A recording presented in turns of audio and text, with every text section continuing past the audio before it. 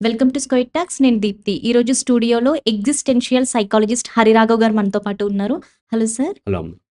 ఈరోజు నిన్న జరిగినటువంటి హోలీ సందర్భంగా ఒక విషాద గాథ జరిగింది సార్ కాకినాడ. కాకినాడలో ఓఎన్‌జీసీలో వర్క్ చేస్తున్నటువంటి ఒక వ్యక్తి హ్మ్. తన ఇద్దరు మగపిల్లల్ని బకెట్ నీళ్ళలో ముంచి దారుణంగా హత్య చేసి హ్మ్. తను కూడా ఆత్మహత్య చేసుకున్నారు. హ్మ్. అసలు తల్లిదండ్రుల్లో ఇటువంటి ఇటువంటి ఆలోచనలు ఎందుకొస్తున్నాయంటారు?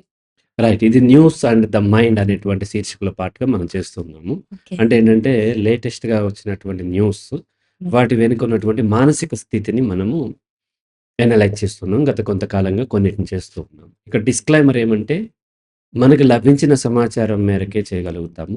హ్మ్. నిజంగా ఏముంది పరిస్థితి అనేది మనకు తెలీదు. పోలీసులు ఇన్వెస్టిగేట్ చేస్తారు. పోలీసులు ఇన్వెస్టిగేట్ చేసేటువంటి కాంటెక్స్ట్ వేరు.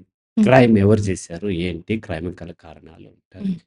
మీడియా చెప్పేటువంటి కాంటెక్స్ట్ కూడా వేరు. మీడియా ఎందుకు చెప్తుంది? తనకి సెన్సేషన్ అవ్వాలి.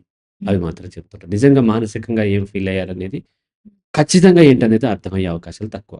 హ్మ్. ఎనీహౌ అట్రిబ్యూట్ చేస్తున్నాం. లభించిన సమాచారాన్ని బట్టి అట్రిబ్యూట్ చేస్తున్నాం. అక్కడ ఓఎన్‌జీసీలో పనిచేస్తున్న కాకినాడ సర్పవరం జంక్షన్ దగ్గర ఓఎన్‌జీసీలో పనిచేసినటువంటి చంద్రశేఖర్ అనేటువంటి వ్యక్తి 37 ఇయర్స్ ఉండే హ్మ్. వ్యక్తి తన ఇద్దరు మగ పిల్లల్ని 6 ఇయర్స్ అండ్ 7 ఇయర్స్ ఉన్న పిల్లల్ని హోలీ సందర్భంగా బయట హోలీని ఎంజాయ్ చేస్తున్నప్పుడు భార్యకి నేను ఈ పిల్లల డ్రెస్ చేంజ్ చేసి తీసుకొస్తానని చెప్పి ఇంటికెళ్ళిన తర్వాత ఆ భార్య వచ్చి చూసేసరికి అతను ఉరిపోసుకొని ఉన్నాడు. పిల్లలిద్దరిని బాత్రూమ్‌లో బకెట్‌లో తల హ్మ్. నింపి ఉంది. చేతులు కట్టేసి హ్మ్. చనిపోయి ఉన్నారు. దాంతో ఆమె కుప్పకూలిపోయింది. సో, పోలీసులుకి ఒక సూసైడ్ నోట్ కూడా దొరికింది. హ్మ్. దాంట్లో తనేమన్నాడంటే వీళ్ళు ఆహ్, పిల్లలు హ్మ్. ఈ పోటీ ప్రపంచంలో సరిగ్గా పెర్ఫార్మ్ చేయలేకపోతున్నారు. హ్మ్. వీళ్ళకి భవిష్యత్తు ఉండదు అని తను భయపడి, అందుకని వాళ్ళు చంపేస్తున్నాను అని తను గూడా చనిపోయాడు. హ్మ్. అండ్ ఒక స్కూల్ మారుస్తాడు సరిగ్గా చదవట్లేదనో, ఇంకోటో స్కూల్ మార్చాడని గూడా మనకు వార్తలొస్తూ ఉన్నాయి. హ్మ్. దీనికి కారణం ఏంటంటే అనేక కారణాలుండొచ్చు. ఆ అబ్బాయికి ఏమన్నా మానసికంగా ఇబ్బందుండొచ్చు. దానికంటే ముఖ్యంగా అంటే మానసిక సమస్యలున్న వాళ్ళు హత్యలు చేయరు. In general. ఓకే. అతను దాన్ని మానసిక సమస్య అంటానికి లేదు. హ్మ్. కాకపోతే అతను ఈ యొక్క సామాజికమైనటువంటి ఈ కాంపిటీషన్ ఏదైతే ఉందో, హ్మ్. అంటే పోటీ ప్రపంచం అని చెప్తాం. ప్రతిదానికి మనకి నిన్న గూడా ఒక ప్రొఫెసర్‌తో ఇంటర్వ్యూ చేస్తున్నప్పుడు ఈ హ్మ్. కాంపిటీటివ్ వరల్డ్ పోటీ ప్రపంచం అనే పదాన్ని మాటి మాటికి పలకటం వల్ల హ్మ్. ప్రతి వ్యక్తి పుట్టిన దగ్గర నుంచి పోటీ. హ్మ్. ప్రతి దానిలోనూ పోటీ. హ్మ్. ఆ పిల్లవాడికి ముందు ఎవరికి ముందు మాటలొచ్చినాయి? హ్మ్. ఎవరు ముందు నడుస్తున్నారు? ఎవరు ముందు అమ్మ అని పిలిచారు? ఎవరు ముందు ఏబీసీడీలు రాశారు? ప్రతి దాంట్లోనూ తను విన్ అవ్వాలనేది ఈ సమాజంలో నిండిపోయి ఉంది. ఈ కార్పొరేట్స్ కూడా అదే పోటీ పెడుతూ ఉంటారు. గవర్నమెంట్ కూడా అదే పోటీ పెడుతూ ఉంటుంది. ఆ పోటీలో పాల్గొని విన్ అవ్వకపోతే తనకి లైఫ్ ఉండదని భయపడుతూ ఉంటారు. అవును. స్కూల్స్ కూడా అంతే చేస్తూ ఉంటాయి. హ్మ్. అలాగే వచ్చేసి సోషల్ అంటే స్కూల్‌కి అంటే అలా పోటీలో పడినప్పుడు, ఆ పోటీలో విన్ అయినోళ్ళని చూపిచ్చి మోర్ బెనిఫిట్స్ తెచ్చుకోవచ్చు. మోర్ అడ్మిషన్స్ తెచ్చుకోవచ్చు. హ్మ్. కానీ నిజానికి సమాజంలో ఈ పోటీతోని అవసరం లేదు. కానీ ఎదిగే క్రమంలో పోటీ ఉంటది, ఉండాలి అని కూడా చాలామంది చెప్తూ ఉంటారు. హ్మ్. ఒక ఇంటర్వ్యూలో ఆ ఇంటర్వ్యూయర్ ఏమడిగాడంటే నన్ను, ఆ యాంకర్ ఏమడిగాడంటే స్పర్ధయా వర్ధతే విద్య. హ్మ్. అంటే పోటీ ఉంటేనే విద్య ఉంటది. హ్మ్. అదెంత స్టూపిడ్ స్టేట్‌మెంట్ చూడండి. కానీ ప్రజలందరూ అదే నిజం అనుకుంటున్నారు కదా సార్. అనుకుంటారు. అనుకుంటారు కాబట్టి ఇటువంటివి జరుగుతాయి. హ్మ్. విద్య అనేది పోటీకి సంబంధం లేదు. హ్మ్. ఏ పోటీ లేకపోయినా నువ్వు నేర్చుకోవచ్చు. రైట్? హ్మ్. ఎందుకు గెలవాలి? మాటి మాటికి గెలవాల్సిందే. మీరు బస్‌లో ఇక్కడి నుంచి మీ ఊరు వెళ్తున్నారు. హ్మ్. మీ ఊరు వెళ్ళటం ముఖ్యమా? లేకపోతే ఆ బస్సులో మంచి టాప్ ట్రావెలర్ అవ్వటం ముఖ్యమా? మీ ఊరు వెళ్తే ముఖ్యం గదా! అవును. మంచి పేరు తెచ్చుకొని టాపర్ ట్రావెలర్ ఈమె అని అవార్డ్ తీసుకోవడం ప్రయత్నం చేయరు గదా! హ్యాపీగా ఎక్కి కూర్చుంటారు. మీ ఊరు రాగానే దిగుతారు. హ్మ్. మరి స్కూలుకి వెళ్ళినప్పుడు టాపర్ అవ్వాలని ఎందుకు చూస్తున్నాం మనం?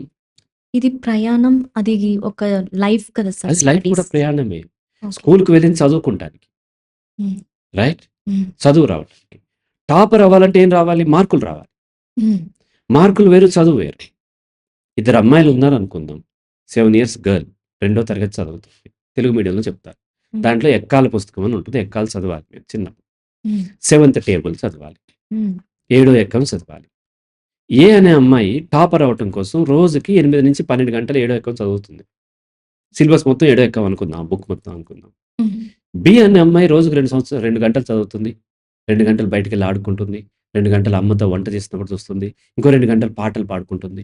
హ్మ్. ఇంకో 2 గంటలు డాన్స్ కూడా ఏస్తుంది. హ్మ్. వీళ్ళిద్దరిలో టాపర్ ఎవరవుతారు? ఈ 10, 12 గంటలు చదివినామె. హ్మ్. తీరా లైఫ్‌లోకొచ్చేసరికి ఈమెకి ఏడో ఎక్కం తప్ప ఏమి రాదు. ఓకే. సమాజాన్ని చూడటం రాదు. హ్మ్. మగ పిల్లలు ఏడిపిస్తుంటే సమాధానం చెప్పడం రాదు. హ్మ్. వాళ్ళు చెప్పేటువంటి అబద్ధాల నిజాలా తెలుసుకోవటం తెలీదు. హ్మ్. వంట చేసుకోవటం తెలీదు. డాన్స్ చేయటం రాదు. ఫిజికల్లీ వీక్ అయిపోయి ఉంటది. ఒబేస్ అయిపోయి ఉంటది. డయాబెటిక్ అయిపోతది. హ్మ్. టాపర్ అవ్వటం వలన ఆమె ఏమైంది? అక్కడితో ఆగిపోయింది. హ్మ్. మెజారిటీ ఫ్రంట్ బెంచ్‌లో కూర్చునే వాళ్ళు చాలా డేంజర్ క్లాస్. వీళ్ళు చాలా డేంజర్. వీళ్ళు ఆ టీచర్‌కి చెంచాగిరి చేస్తూ ఉంటారు. హ్మ్. టీచర్ గూడా వీళ్ళకి చెప్పేసేసి వీళ్ళకొచ్చింది చాలని మిగతా వాళ్ళని తిట్టేస్తూ ఉంటారు. Front benchers only text book చదువుకుంటున్నారు. హ్మ్. బ్యాక్ బెంచర్స్ సమాజాన్ని, ప్రకృతిని, హ్మ్. టీచర్‌ని, ఫ్రంట్ బెంచర్స్‌ని కూడా చదువుతున్నారు. హ్మ్. అందుకనే ఈ బ్యాక్ బెంచర్స్ మోర్ ఆపర్చునిటీస్ సొసైటీలో క్రియేట్ చేస్తూ ఉంటారు. అదేంటి సార్ బ్యాక్ బెంచర్ 10థ్ క్లాస్‌లో ఆపేసాడు మొన్నన్నాడు. హ్మ్. ఇతను బీటెక్ చేశాడు. నువ్వేం చేస్తున్నావు? జాబ్ కోసం ట్రై చేస్తున్నావు. 10థ్ క్లాస్‌లో ఆపేసిన మీ ఫ్రెండ్ ఏం చేస్తున్నాడంటే షాప్ పెట్టాడు. అతని దగ్గర ఎంతమంది పని చేస్తున్నారు? ముగ్గురు పని చేస్తున్నారు. రైట్? నువ్వు ఇంకా జాబ్ కోసం నువ్వు బెగ్ చేస్తున్నావు. నీకు పెద్ద జాబ్ రేపొద్దున రావచ్చు, రాకపోవచ్చు. హ్మ్. అతను ఆల్రెడీ ఆపర్చునిటీస్ రైట్. క్రియేట్ చేశాడు. ఆ దేశాన్ని ఆర్థిక వ్యవస్థకి కొంత తెలియకుండానే తన సహకారం ఇస్తున్నాడు. హ్మ్. ఇంకొకడెవడో 5థ్‌లో ఆపేసాడు. పొలం దున్నుతున్నాడు. వ్యవసాయం చేస్తున్నాడు. వాడి పంట మనం పండి కాంపిటీటివ్ ఎగ్జామ్స్ అది తిని మనం వాడు పండించిన పంటని మనం తిని కాంపిటీటివ్ ఎగ్జామ్ ప్రిపేర్ అవుతున్నాం అని టైం వేస్ట్ చేస్తాం. హ్మ్. రైట్? రైట్. కాబట్టి ఫ్రంట్ బెంచెస్ మాత్రమే గొప్పవాళ్ళని స్కూల్, టీచర్స్ ఈ సమాజం మనల్ని ఫూల్ చేస్తూ ఉంటారు. హ్మ్. ఫ్రంట్ బెంచ్ వాళ్ళు రేపొద్దున డిపెండెంట్‌గా తయారవుతుంటారు. ఒకరిద్దరు అవ్వచ్చు కాదనట్లేదు. హ్మ్. కానీ మెజారిటీ పీపుల్ వాళ్ళకి జీవితం తెలీదు. వాళ్ళకి బ్యాక్ బెంచ్ వాళ్ళు కనిపించట్లేదు. Except board and teacher. Teacher ఏం చెప్తే అదే గొప్ప అనుకుంటారు. నిజంగా టీచర్‌కి అంత గొప్పతనం ఉంటే టీచర్ ఎందుకు అవుతాడు? అతను కూడా చాలా పెద్ద పొజిషన్‌లో ఉంటాడు గదా! తను ఎంఈఓ గానో లేకపోతే ఇంకో దాంట్లోనో ఉంటాడు గదా! అవేమి రాక తను టీచర్ డీఎస్సీలో కూడా. చాలామంది కాంపిటీటివ్ ఎగ్జామ్స్ రాసేవాళ్ళు వస్తూ ఉంటారు. హ్మ్. ఫస్ట్ ఏదో ఒక విధంగా డీఎస్సీ కొట్టేసి అక్కడి నుంచి సివిల్స్‌కెళ్ళిపోతాను సార్. సివిల్స్ రాకపోతే టీచర్ కొట్టిపోతాడు. హ్మ్. లేకపోతే గ్రూప్ 1, గ్రూప్ 2 ఏవో ఉంటాయి అవి రాసి వెళ్ళిపోతాడు. అవేమి రాకపోతే టీచర్‌గా ఉంటాడు. హ్మ్. ఈ టీచర్ ఏంటి అవేమి రానివాడు గదా! హ్మ్. ఒకరిద్దరు ప్యాషన్ ఉండి చేయొచ్చు that is different. But majority ఈ టీచర్ టెక్స్ట్ బుక్ తప్ప వీళ్ళకేమీ తెలియదు. హ్మ్. కనీసం వాళ్ళ గురించి కూడా వాళ్ళకి తెలియదు. కానీ వీళ్ళని గ్లోరిఫై చేస్తూ ఉంటది సమాజం. నిజంగా స్కూల్స్ ఫూల్ చేస్తూ ఉంటాయి మనల్ని. ఓకే. వీళ్ళని గ్లోరిఫై చేసి వీళ్ళకి ఎక్కువ మార్కులొస్తే దాన్ని బ్యానర్‌లో వేస్తే మోర్ అడ్మిషన్స్ వాళ్ళకొస్తాయి. హ్మ్. కాబట్టి వాళ్ళ జీవితం బాగుపడటం కాదు వాళ్ళ స్కూల్స్ యొక్క ఉద్దేశ్యం. వాళ్ళు మార్కులొస్తేనే వీళ్ళకి అడ్మిషన్స్ వస్తాయి. వాళ్ళ జీవితం బాగుపడితే వీళ్ళకేమొస్తది? ఇట్లా మా కాలేజీ నుంచి స్టేట్ టాపర్ అని చెప్పి బ్యానర్స్ ఏస్తూ ఉంటారు. అండ్ 1, 2 అని చదువుతూ ఉంటారు. ఆ! ఎప్పుడైనా ఇన్ఫోసిస్ కానీ, విప్రో కానీ, లేకపోతే ఇంకో కంపెనీ కానీ స్టేట్ టాపర్‌ని మేము హైర్ చేసుకున్నాము అని బ్యానర్ పెట్టారా? పెట్టలేదు. ఎందుకు పెట్టలేదు? వాళ్ళకి నథింగ్. హ్మ్. నువ్వు టాపరా? లేకపోతే లాస్ట్ బెంచా? ఫస్ట్ బెంచా? ఎన్ని మార్కులొచ్చినాయి అనవసరం. నువ్వు వర్క్ చేయటం వచ్చా? రాదా? అంతే. నీకు వర్క్ చేయటం వస్తే నీకక్కడ బయట జాబ్ ఉంటుంది. లేకపోతే బిజినెస్ ఉంటుంది. లేకపోతే లేదు. హ్మ్. రైట్? మీ ఇంట్లో ఒక స్విచ్ బోర్డ్ పాడైందనుకుందాం. హ్మ్. ఎలక్ట్రీషియన్ వచ్చాడు. హ్మ్. మేడం నేను ఐటీఐలో టాపర్‌ని మేడం అని సర్టిఫికేట్ చూపించాడు. గోల్డ్ మెడలిస్ట్ అని. హ్మ్. అది చూసి అతనికి వర్క్ ఇస్తారా? లేకపోతే అతని యొక్క పనితనం చూసి ఇస్తారా? పనితనం పనితనం చూసే ఇస్తారు. రూ. 200 వర్క్‌నే పనితనం చూసి తప్ప సర్టిఫికేట్ చూసి ఇవ్వలేదు మనం.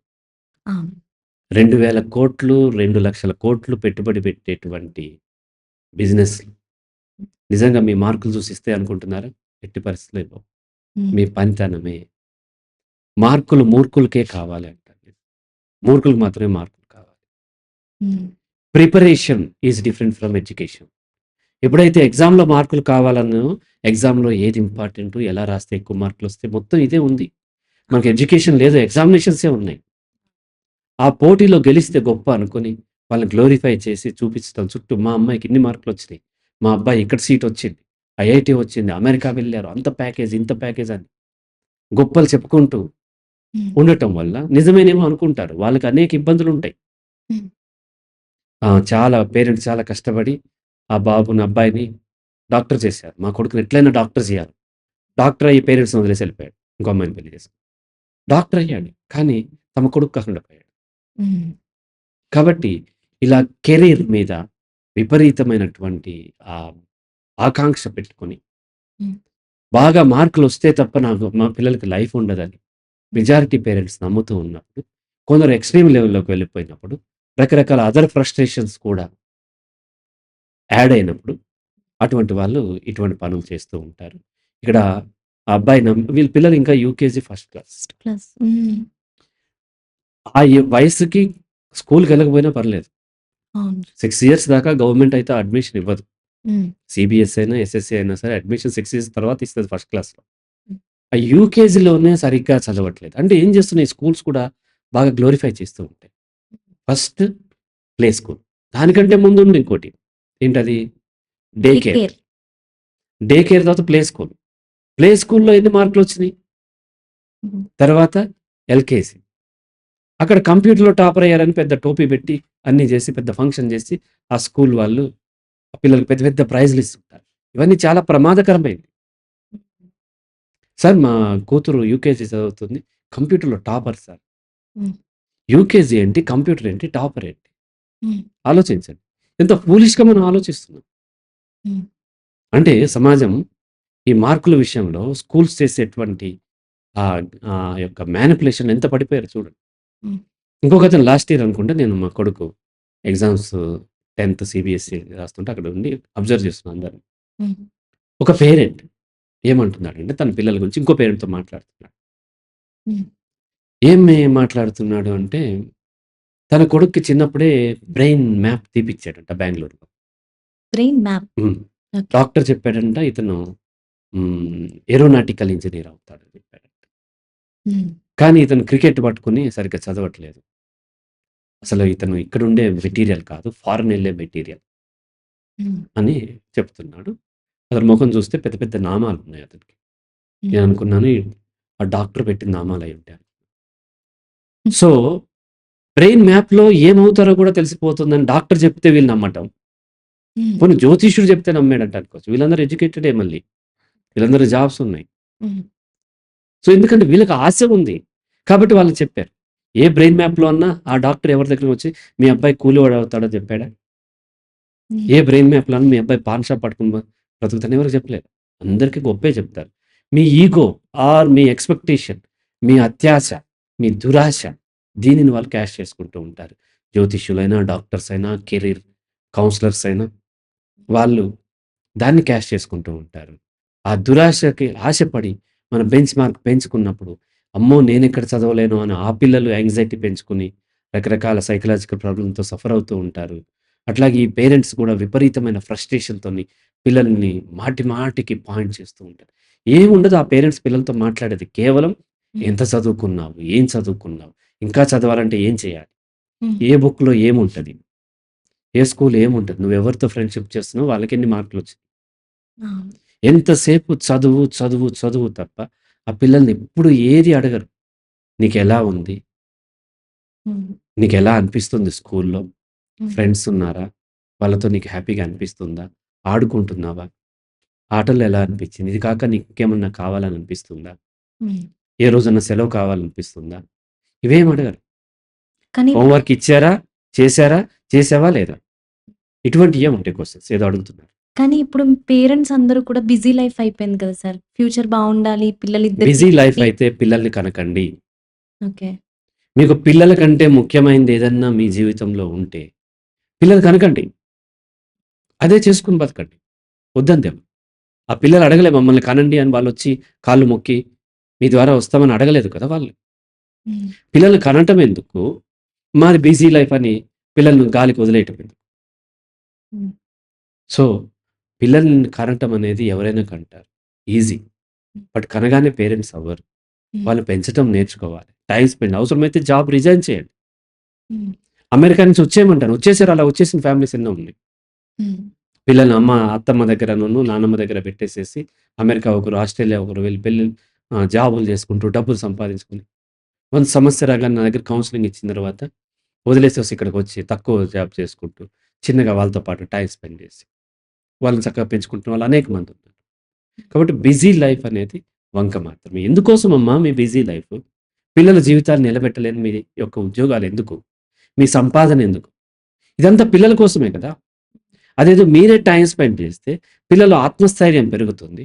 వాళ్ళకి కావాల్సింది వాళ్ళే నేర్చుకుంటారు.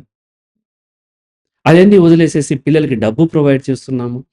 ఫెసిలిటీస్ ప్రొవైడ్ చేస్తున్నాము. కాలేజ్ ఫీజులు కడుతున్నాము. యూనివర్సిటీ ఫీజులు కడుతున్నాము. Hostel fee కడుతున్నాము. వాళ్ళకి కావాల్సిన పుస్తకాలు కొనిస్తున్నాము. స్కూటర్లు కొనిస్తున్నాం. ఇంకోటి కొనిస్తున్నాం తప్ప వాళ్ళకి కావాల్సినటువంటి ఎమోషనల్ సపోర్ట్ ఇవ్వటం లేదు. హ్మ్. పిల్లలు మా మాట వినట్లేదు. ఎందుకు వింటారు? పిల్లల మాట మీరు వినలేదెప్పుడు. హ్మ్. పిల్లల మాట ఎప్పుడూ మీరు వినలేదు. కాబట్టి పిల్లలు మీ మాట వినరు. హ్మ్. ఎవరో అడిగారు. సార్ పిల్లల్ని ఎంత ఏజ్ వరకు కొట్టొచ్చు సార్? హ్మ్. అసలు కొట్టొచ్చా లేదా అని అడగట్లే. ఎంత వయసు వరకు కొట్టొచ్చు? హ్మ్. ఫలానా వయసు వరకు నువ్వు కొట్టగలవు అంతే. ఆ తర్వాత వాడే తిరిగి కొడతాడు నిన్ను. హ్మ్. పిల్లలు పేరెంట్స్‌ని కొడుతున్నారంటే పేరెంట్స్ పిల్లల్ని కొట్టారు. పిల్లలు అబద్ధాలు చెప్తున్నారు అంటే వాళ్ళు అబద్ధాలు చెప్పాల్సిన అవసరం పేరెంట్స్ వల్ల ఏర్పడింది. పిల్లవాడేదో కప్పు పడేసాడు పగిలిపోయింది. హ్మ్. అమ్మ నన్ను చంపేస్తదనుకుంటే వాడేం చేస్తాడు అబద్ధం చెప్తాడు. అవును. కప్పుకి అబద్ధం చెప్పాడు. రేపొద్దున ఇంకో దానికి కూడా అబద్ధం చెప్పగలుగుతాడు. అమ్మని మ్యానిపులేట్ చేయడం ఈజీ అయిపోయింది.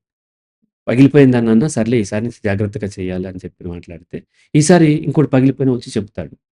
అప్పుడు సరి చేయటం ఎలా అనేది ఈజీ అవుతది. మనం పిల్లలెప్పుడు పేరెంట్స్ అంటే భయపడకూడదు. ఈవెన్ టీచర్స్ అన్నా భయపడకూడదు. భయపెడితే వాళ్ళు నేర్చుకోలేరు అండ్ దొంగదారులు నేర్చుకుంటారు. హ్మ్. చదువు నేర్చుకోలేరు. ఒకరోజు నేను వెళ్తుంటే 11:00కి మదర్ ఒకామె తన కిడ్‌ని ఆ పిల్లవాడిని ఆ మదర్ ఏ అను, ఏ అను అని గట్టిగా అరుస్తూ చెప్తుంటే, ఆ 6, 7 ఇయర్స్ ఉన్న పిల్లవాడు హ్మ్. అతనికి ఏ నేర్చుకోవటం ముఖ్యమా? తల్లి యొక్క కోపం నుంచి తప్పించుకోవటం ముఖ్యమా? ఆ! ఇప్పుడు ప్రమాదం ఆమె నుంచి ఉంది. హ్మ్. తప్పించుకోవటం కోసం ఏదో ఒకటి చేసి ఏ అనటమా? లేపోతే కళ్ళు తిరిగి పడిపోయినట్టు నటించటమా? ఫిట్స్ వచ్చినట్టు నటించటమా? లేకపోతే పారిపోవటమా? ఇంకోటో చేయటం. ఒకసారి చేతులు కోసుకోవటం కూడా చేస్తూ ఉంటారు ఆడపిల్లలు, మగపిల్లలు కూడా. హ్మ్. ఇవన్నీ ఏంటి? భయపెట్టటం వల్ల జరుగుతుంది. విద్య అనేది ప్రేమతో నేర్పాల్సింది. పేరెంటింగ్ అనేది ప్రేమతో జరగాల్సింది. అలా లేకుండా విపరీతంగా భయపెట్టి చదువులు చెప్పించాలి. అలా చదువుకోకపోతే వాళ్ళకి చదువు రాని వాళ్ళగా ఈ భూమి మీద ఎవ్వరు చదువు రాని వాళ్ళు ఉండరు. హ్మ్. ఈరోజు మార్నింగే నేను ఒక అమ్మాయికి కౌన్సెలింగ్ ఇస్తూ ఒక నేను చెప్పాను. ఆమె తనంటుంది నేను చాలా టాలెంటెడ్ సార్ అంటుంది. ఈ హ్మ్. భూమి మీద టాలెంట్ లేని వాళ్ళు ఎవరూ లేరు. హ్మ్. ప్రత్యేకంగా టాలెంట్ ఉండి ఆమె నన్ను "నువ్వు మార్స్ నుంచి ఏం తిరిగి రాలేదు. అందరిలాంటి దానివే నువ్వు. నువ్వు చాలా గొప్పదానివి అనుకుంటే చాలా ప్రమాదం నీకే. హ్మ్. తక్కువ దానివి అనుకున్న ప్రమాదం నీకే. హ్మ్. అందరిలాంటి దానివే." రైట్? హ్మ్. టాలెంట్ లేని వాళ్ళు, చదవలేని వాళ్ళు ఎవరూ లేరు. కానీ మీ అత్యాశ, దురాశ, అజ్ఞానంతోని ఆ పిల్లల్ని భయపెట్టో, లేకపోతే ఇంకో రకంగానో వాళ్ళకి చదువు చెప్పాలని చూసి, వాళ్ళు అచీవ్ చేయలేనటువంటి టాస్క్ పెట్టి, చదవట్లేదని మిమ్మల్ని వాళ్ళని మీరు జడ్జ్ చేసేస్తూ, వాళ్ళని ఈ విధంగా శిక్షించటము, లాస్ట్‌కి హత్యలు చేయటం వరకు ఒక్కొక్కసారి ఏమైతదంటే, తోటి విద్యార్థులు కూడా ఒకరి మీద ఒకరు అటాక్ చేసుకుంటూ ఉంటారు. హ్మ్. ఈ పోటీలు, హ్మ్. పోటీలు. ఇంకొంతమంది ఏంటంటే నాకు టాపర్ అయితే నాకు అందరూ శత్రువులు అవుతారని ఆమె భయపడిపోతుంది ఒక అమ్మాయి. హ్మ్. టాపర్ అవుతావో లేదో పక్కన పెట్టు. ముందు ఆమెకు భయమేసేస్తుంది. మనము స్కూలుకి వెళ్ళాలంటే భయంతో వెళ్ళకూడదు. ఇష్టంతో వెళ్ళాలి. హ్మ్. రైట్? తల్లిదండ్రుల దగ్గరికి వెళ్ళాలంటే భయంతో వెళ్ళకూడదు. ఇష్టంతో వెళ్ళాలి. అటువంటి సమాజం ఏర్పడాలి తప్ప పేరెంట్స్, టీచర్స్ వీళ్ళే పోటీ పెడుతూ వాళ్ళని వాళ్ళు బ్రతికున్నా అనేక ఇబ్బందులు పడేవాళ్ళు. కొంతమంది ఇటువంటి వాళ్ళు చంపేస్తూ ఉన్నారు. కాబట్టి ఇది చాలా విషాదకరమైంది. పూర్తి వివరాలు ఇంకా మనకు తెలియాల్సి ఉంది. అతను చాలా ఫ్రస్ట్రేషన్, టూ మచ్ కెరీరిస్ట్‌గా ఉండటం హ్మ్. వల్ల తనకు భయమేసేస్తుంది. తన పిల్లలు ఎక్కడ బ్రతకలేరు అనే భయంతోని తను ఆ ఫ్రస్ట్రేషన్‌తో ఆ టైంలో వాళ్ళకి లాజిక్ కోల్పోవటం వల్ల ఈ విధంగా చేసే అవకాశాలు. ఇలాంటి పేరెంట్స్‌కి పేరెంటింగ్ అవసరం అంటారా సార్? పేరెంట్స్ అందరికీ పేరెంటింగ్ అవసరం. ఇలాంటి కాదు. హ్మ్. పెళ్ళైన ప్రతి పేరెంట్‌కి పేరెంటింగ్ కౌన్సెలింగ్ నేను పేరెంటింగ్ ప్రోగ్రామ్స్ కండక్ట్ చేసేవాడిని. హ్మ్. అందులో పెళ్లి కాని వాళ్ళు కూడా అటెండ్ అయ్యారు. హ్మ్. ఎందుకు? తన గురించి తను తెలుసుకుంటానికి రేపొద్దున మ్యారేజ్ అయితే ఎట్లా పిల్లల్ని చూసుకోవాలి?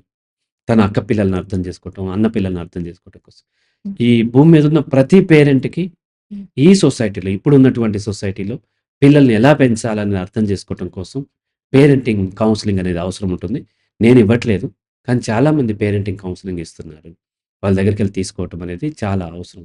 తీసుకున్నట్లయితే బెటర్‌గా పిల్లల్ని అర్థం చేసుకుంటారు.